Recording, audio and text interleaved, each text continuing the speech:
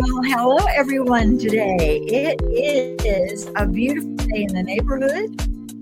I am so happy to be here. It's a good day to be alive. It's a good day to have some fun. We're going to have some good fun today because one of my most special kind of people is here.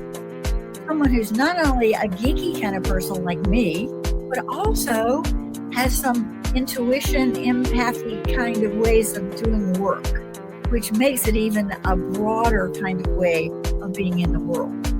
So I'm happy to present today Ryan Goodman, and I'm going to tell you a little bit about him. I hope you won't get too embarrassed, but he has been called the subconscious pattern detective because he can get to the root of the problem really quickly without messing around with a whole bunch of other stuff. So he goes right to the core, figured out what's going on, and has the techniques to do it. And he has the techniques because he is the founder of the Clear Beliefs Institute. And he is a healer of the psyche and also a teacher.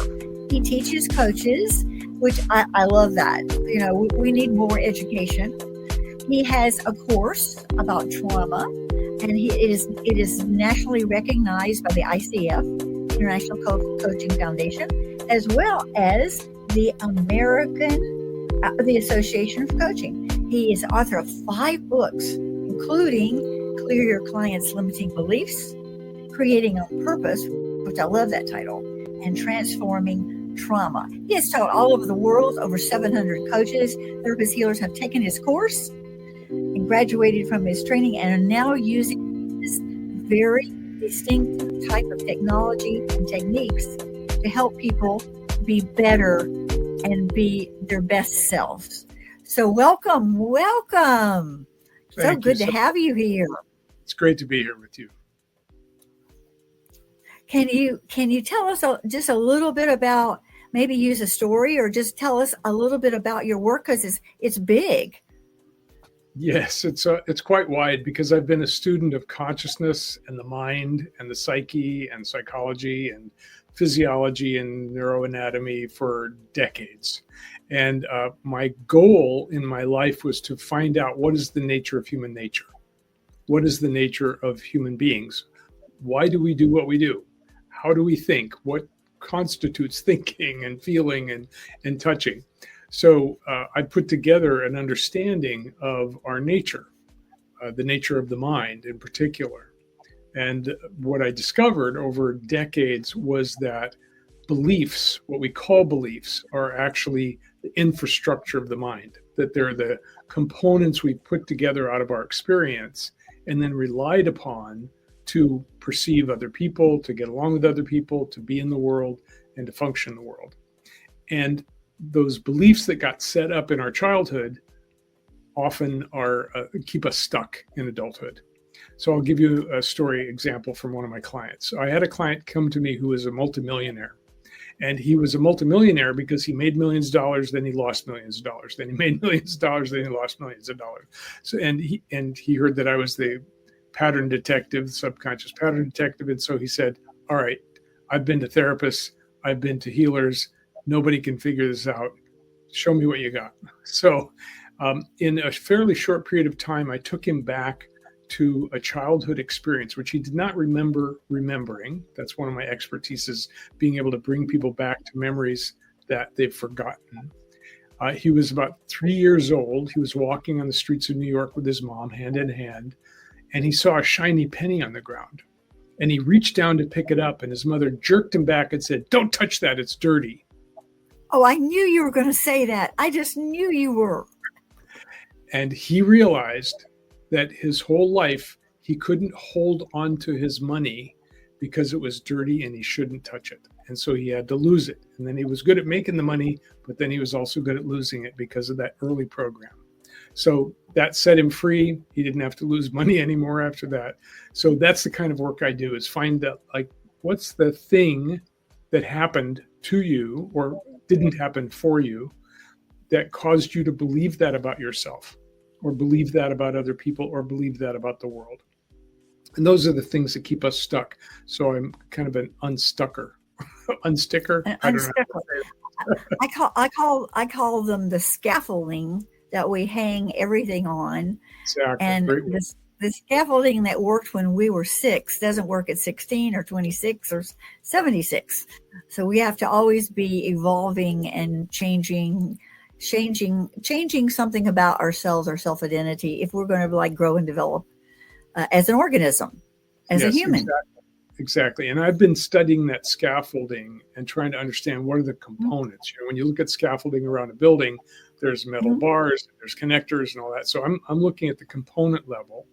And the thing about scaffolding is that it's really useful when you're building the building, but then if you keep it up, it interferes with commerce, right? So you have to Yes. take it back down, and so that you can Mhm. actually live your life. Yeah. And so these component parts, the infrastructure of the mind, most people think of beliefs as words or verbal commands, memories of, Mhm. it's in the verbal mind, like I believe in Santa Claus, or I don't believe in Santa Claus, or I believe in less government or more government, mental constructs. What I've Mhm. discovered in my 45 years of research is that they're not mental constructs, they're multidimensional constructs. They have a mental component, they also have an emotional component, a memory component, a physical component, a sensory component, a spiritual component. So we are multidimensional beings. Our experience is multidimensional all the time. And so these constructs are made out of our experience. So they must also be multidimensional. That's my big breakthrough. Yes, and I can almost see like the image of like the multi mind kind of overlapping over everything. That would be make a nice logo. It would, yes. Yeah, yeah, that would be a good one. So the guy kind of threw the gauntlet at you. What was your well almost everyone who loses money, who makes money and loses it, has something that says that money's bad in some way, shape, or form. But what was the clue for you that got him back to age 3? The process that I use starts with whatever the problem is, because we all have a problem we want to solve, or something we want that we don't have, or something we have that we don't want, right? Mhm. Or this is what the Buddha said was the core of Mhm. suffering, is attachment to what we don't have or don't Mhm. want to lose. And so I start there, and then I have the person say what the feeling is, or they make the statement, I keep losing my money. And then I say, okay, now we're going to the embodied part. Now feel what it feels like to say that. I'm always losing money. How does it make you feel? Well, it makes me feel sad. Okay, but what's the body sensation? Because feelings, emotions, one thing, body sensations, another. What's the body sensations? Oh, I feel a tightness in my throat. Okay, well, what size is it? What color is it? I have them actually sense what the shape and size of the sensation is. And that is the key, because then you can say, what was an earlier time when you felt that sensation? Now we're going back in sense memory, not verbal thought memory. And now go to an earlier time, an earlier time, an earlier time, an earlier time. What's the earliest time you can remember feeling that sensation? Oh, it's when I was walking on the streets of New York with my mother. So suddenly we have the originating incident, because we've used the sense memory to go back to the originating incident, which set up the whole program, the whole belief system. I might have been tempted to get a bunch of pennies after that and put them on the sidewalk and have him pick them up. That's a good technique. There's hundreds of good techniques out there for especially psychotherapeutic techniques, cognitive Mhm. behavioral therapy, which does say it's all about beliefs. The problem with that is that they work with beliefs as mental constructs, and a lot of Yes. people do. And so they don't go to the experiential component. Then there's experiential therapies like coherence therapy and many others Mhm. that get to the experience, and that's good, but sometimes they don't include the mental component. Or there's emotional therapies, be it on a pillow and get your anger out. That's great, but it may not get to the For the mental. moment. Right, right. So that's why seeing it as a whole, it now makes sense how each of the other techniques work, because they're working on one component of that that whole experience.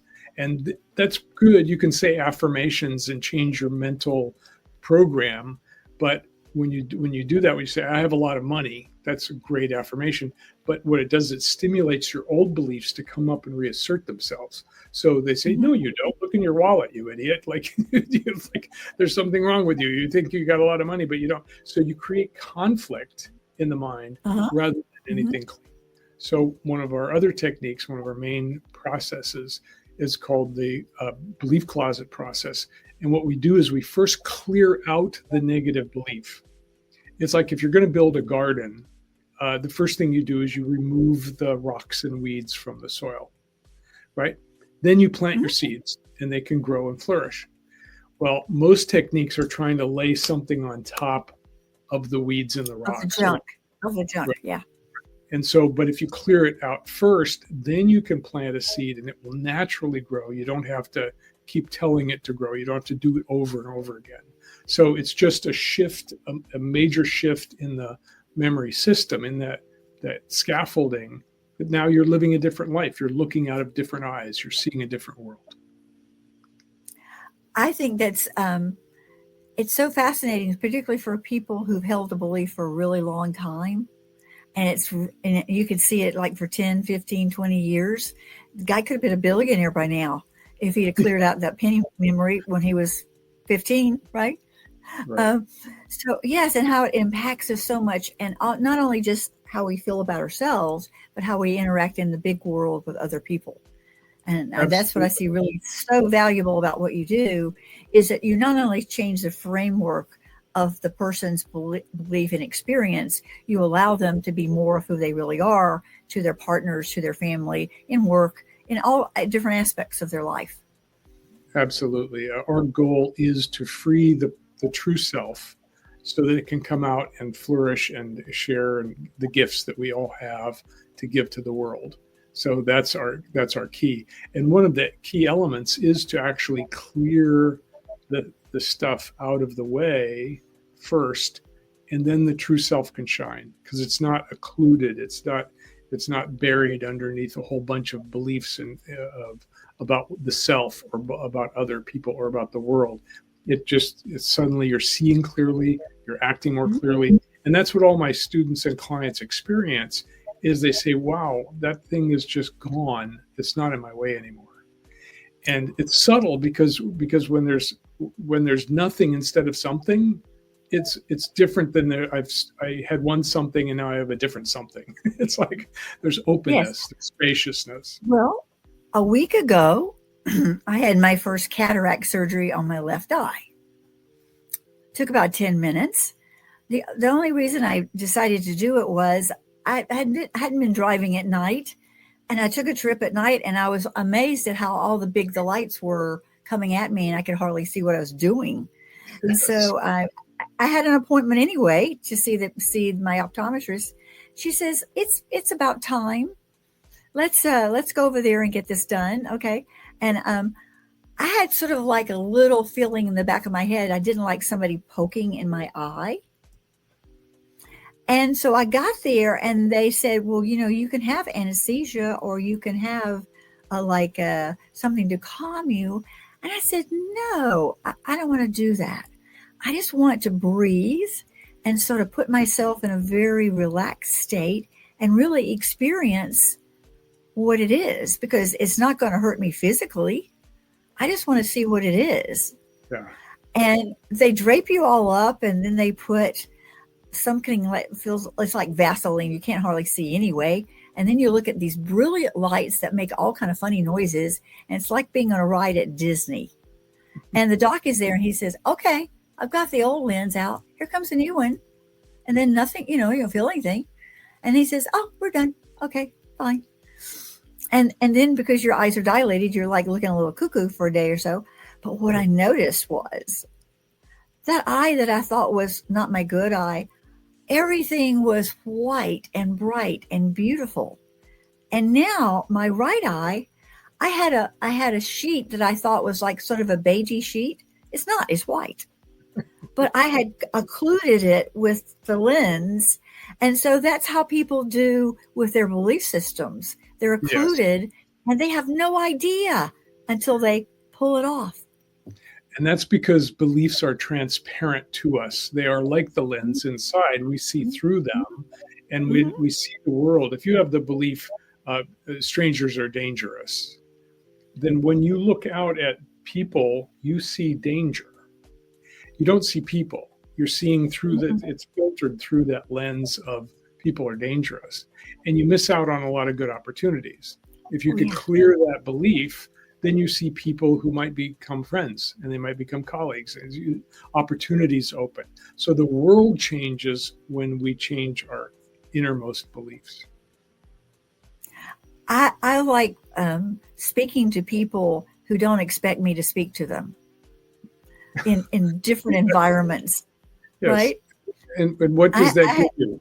How do you feel when you do that? Oh, well, first of all, I'm fascinated. I'm so curious about people. I want to know, how they are and what their life is like and what they're doing. And it makes me feel closer to humankind, that we're all humankind. And when we denigrate a person or because of something that we believe in, we're actually denigrating ourselves, because we are all part of humankind. And the kinder I can be to somebody else, the kinder it comes back to me. So it's fun. Yeah, absolutely. Every time you smile at someone, they have a smile inside of them, and they may smile at the next person, and it can ripple out in huge waves of smiles. Yeah, it's beautiful. And we are living in a time when politics has gotten more and more polarized, and we're making the others wrong, and making ourselves more right. And it's just splitting people and separating people. And this business of exclusion is historical. Like, we can go back thousands of years and see that the tribal people, even in monkeys, our tribe is our tribe, and we're good. We were here first. That other troop is dangerous, and they want our stuff, right? So the tribal sense that we are the good guys and they are the bad guys, that's really old and instinctual, and we have to clear out those instinctual old beliefs, the cultural beliefs, social beliefs, ancestral beliefs, religious beliefs. We have to clear those out too, because those are part of the system that we inherited. We didn't consciously decide to believe that, if you believe in Jesus, you're going to heaven, and you are going to hell if you don't. That was programmed into us. But then you start looking at people and seeing everybody going to hell. That's not helpful as an adult. So clearing out the ancient beliefs that we've grown up with, that's just as important as the beliefs we accumulated in our lifetime. And also too, the tribal thing is like, oh, they're going to come steal our women. They're going to come steal our food. We will be starving because they're bigger than us, and we'll have to defend ourselves. And all these sort of real. I have a lot of animals where I live. I live out in the country. I have a lot of animals, and watching them interact and the way they navigate their relationships. I used to raise pygmy goats, and I had about 40 at one time, and more fun than a barrel of monkeys, watching them grow up and jump and do all their little things, but they're all different colors. Like a white mom might have twins, but one might be black and one might be a brown. And I would take pictures of them, and I would say, I always wanted to do a children's book, and said, let's just watch the animals and see how they react to each other. Yeah, beautiful. They don't care. They love each other. Yeah. Speaking of the right, wrong, I'm writing an article right now based on a client that I just had. And she had a problem speaking up when someone else was particularly powerful with their belief that, this is how it's supposed to be. And so she basically shrank down when this occurred. And she's now, a mature woman, but she's still doing the same behavior. So I took her back to her childhood, and both her parents were like, this is the right way to do things. This is what you must do. This is how life is, right? All those very strong admonitions. And I said, notice that they believe they are right. And they are partially right. But as a child, you didn't know about partially right. So you thought, Right. well, it must be right. You must be wrong because you have a different opinion. But what if you're partially right and they could learn something, and they're partially right and you could learn something? And suddenly her whole world opened up because she recognized that she was still stuck in the right wrong conflict instead of the more integrated, everything's got a bit of truth in it and that we can learn from it. And it was amazing that this happened in about 20 minutes. She didn't have much time. So she walked away going, oh, my whole world is different. Well, now I'm going to have to get in a debate team, and I'm going to have to really know how to present my arguments in a logical, rational way without getting all emotional. So women, in particular, Lion, as you know, get acculturated to being the caregiver, the always Right. giving person.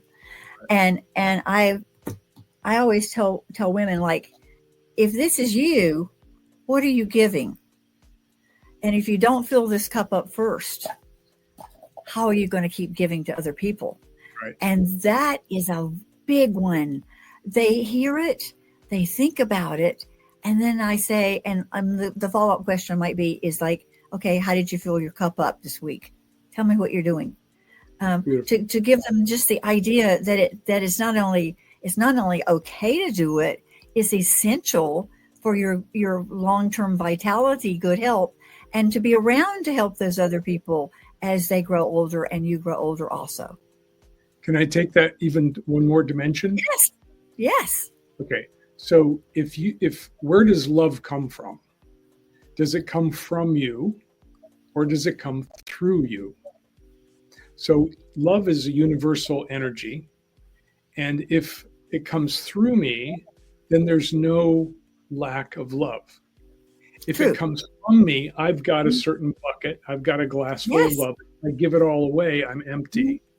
Mm-hmm. So all I need to do really is open myself up to the divine love that's always present, always everywhere. Mm-hmm. Now, if I'm an expression of that source, it never empties. It never ends. It never ends. Yes, it's a total, complete abundance all time and always. Yeah. And getting someone from raising 4 boys, homeschooling, and running a business to, sometimes I just say, can you just breathe a little bit? Can you just let's just let something move here? That feels good. And sometimes even 5 minutes of breathing is like, whoa, I haven't done that all day. Just a reminder. Yeah. I love that, to talk about the abundance. And sometimes people find that whole concept as a little bit too woo-woo. And I have to navigate around that a little bit, like the neuroscience of quantum physics, how we really are in the world, and the world is like much bigger than we can ever imagine. And there's entities and frequencies and vibrations that we sense, but we don't actually maybe even acknowledge or sometimes even notice. And they're there, and you can always point out to it. Yeah, that's the woo-woo part of science. So yes. It's okay if science is woo-woo, but we don't want to, we don't want woo-woo in our psychology. Yeah. I had a woman yesterday I was talking to, she's 88, done tremendous things in her lifetime. And now is reaching sort of the frail part where she really needed assistance. And I came in, I have to do like a base assessment to make sure, first of all, where we're starting, making sure we're not going down instead of up, and all the meds are doing okay. She says, I don't really believe in psychology, so it's really useless for you even to be here. I said, that's perfectly fine. Sometimes I don't believe in it either. I said, but I'm here to do this little thing about 10 minutes, and you'll just breeze right through it. It'll be no biggie. And then I promise we won't have to ever do it again. And she says, well, okay. So we get started, and each thing brings up like another story. And then the story becomes another story. And pretty soon she's telling me her whole life story, which is so remarkable. Just incredible. She was like an assistant back in Houston when DeBakey first started heart transplants. Now that's a story, how all that happened and who he was, and lots of things that happened during that time period, and just what was going on also too in the political arena at the same time. She had all these stories underlying, and she remembered all of them.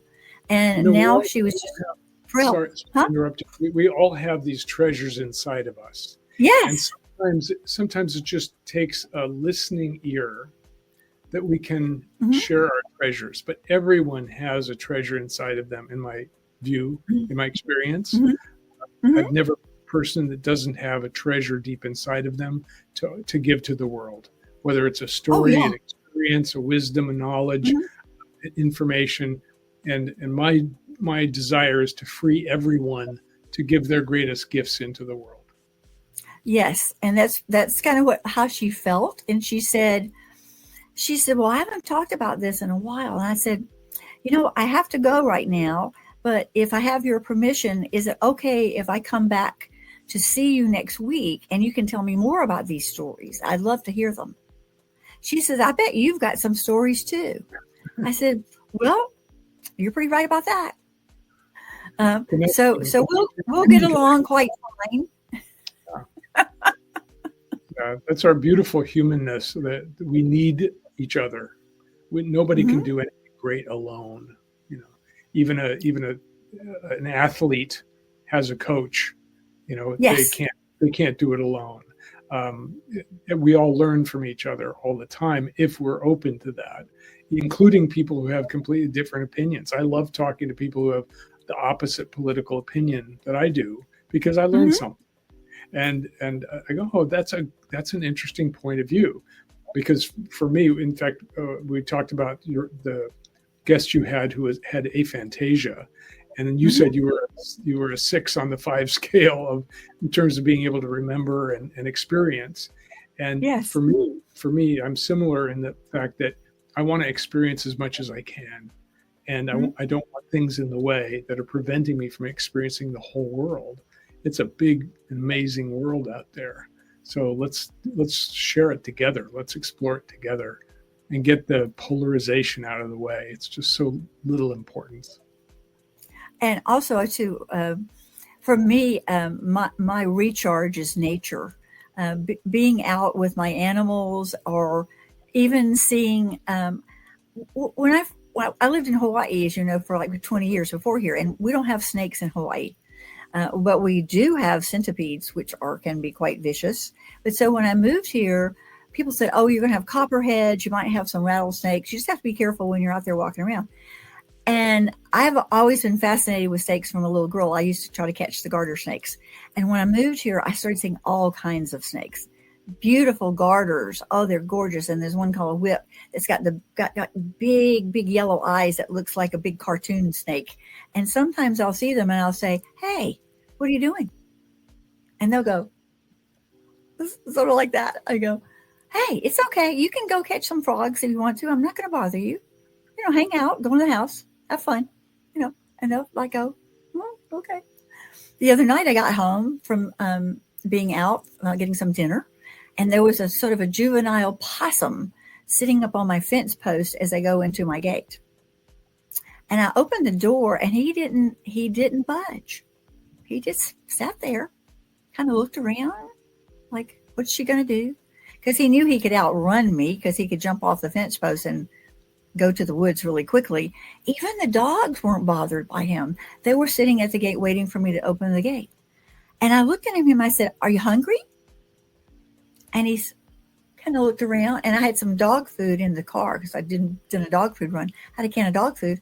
And so I had a little styro thing, and I put some food on a little bench I have out there. I said, okay, I'm going to leave now. You can come and eat if you want to. No big deal. And so I left, and he kept watching and looking. And I opened the gate, went in with the dogs. They didn't bother him at all. But he was like maybe that was the first human he'd ever seen or had come in contact with. Mm-hmm. Now, possums do a lot of really good in the world, and they don't have rabies. And they're good animals to have around. And they're not always the prettiest when they're older, because of their teeth and their little clawsies. But he was kind of cute. He was still in that juvenile thing. So we had a little moment, and I went back in. He may come back. I don't know. Who knows? Yeah. There's a wonderful article it's quite old now, but it was one of the first inquiries about consciousness, and the title was "What's it like to be a bat?" And the thesis is that other creatures have their worldview, their way of being in the world. They have perceptions. Bats perceive completely differently than we do, and we can't understand what their world is like because unless we can somehow transfer our consciousness into them. But every creature, every person has their own worldview. They're seeing a different world. And so what I love about you is that you're curious about other people's worlds, and whether it's a possum or a human being. And that's, for me too, it's like that's the most interesting thing there is. People are the most interesting animals there are. So it's joy. Life is joy when you see the world that way and you see people that way. Yes, and I do dearly love bats. They used to get in our house when I was growing up, and Mom would take a broom and just kind of like open the door and kind of swat them back out. But they were fascinating. Their little fingers and their little teeth, and again, they do so much good in the world. There are a lot of people make bat houses so that they will live on your property to keep away all the other insects. Yes, pollinators. Yeah. And just having a sonar sense. Mm-hmm. Have you ever been to Austin? I have. Okay. There are plenty of bats in Austin. They have a bridge where all the bats live underneath. There are hundreds of them. And people go and visit the bridge and just to make sure. Now, bats do carry rabies, so I would not pick up one that looked lame and was hopping around. But I might inform the local whatever wildlife thing that there was a bat that looked like it might need some help, or try to catch it without touching it. But bats are so wonderful, and people go, bats. Well, let's complete. I know we need to complete soon, but I want to give our listeners an experience. Is that okay? Yes, love it. Great. So one of the theses that we work with is that our beliefs create our experiences. Now, our experiences also create beliefs. So it's kind of like a circle, right? We experience something, create a belief, and then the belief creates new experiences. So here's what I'd like you and the audience to do is to close your eyes, take a breath, and then feel what it feels like to hold the belief there's something wrong with me. It's like trying on clothes. You just try it on to see if it fits, how it feels. Ugh, I don't like that one, take it off. But just feel what it feels like to hold and believe there's something wrong with me. And Sally, where do you notice a sensation in your body?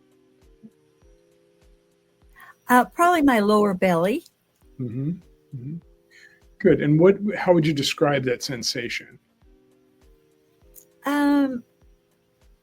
Sort of like a little tension, a sort of a tense. Yeah. And what's the size of the tension? Is it a marble, a baseball? Oh, it's more grapefruity. Grapefruit size. Okay, good. So just thank it for being there. Like, thanks, I see you. And then take off that belief and throw it away. You don't need it. Do I take the belief? Do I take the grapefruit too? Yeah, take the grapefruit and the belief. It's like if you tried on an outfit of clothing at the store and you didn't like how it made you feel, you just take it off and throw it on the floor or on a rack, right? Just take it off, toss it aside. Okay. Yeah. And now try on a different belief. So close your eyes again, take a breath, and feel what it feels like to hold the belief, I am a sacred and worthy being. Again, just try it on, see what feelings it produces in your body. Well, I immediately get very light. I feel diffuse. I feel almost like something, a fabric that's very light and filmy that can almost float. It has no weight to it. It's permeable. I can actually go through it. Yeah. Beautiful. Well, you can either take that off, or if you like it, you can keep it on, because you get to decide what to believe. So, Yes, I like that one. yeah. So hopefully the audience has recognized that beliefs create feelings or sensations, right? And it also works the other way. So if you're feeling a certain way, you can go the other direction and say, what belief is this? I'll give you a quick example. Walked into a party one time. I knew a lot of people were going to be there. I walked into this very big party, lots of folks, and I immediately felt weird. It's like I wanted to run out the door. Your And I had antenna. right, exactly. I had no clue what was going on. I just knew it was a weird feeling.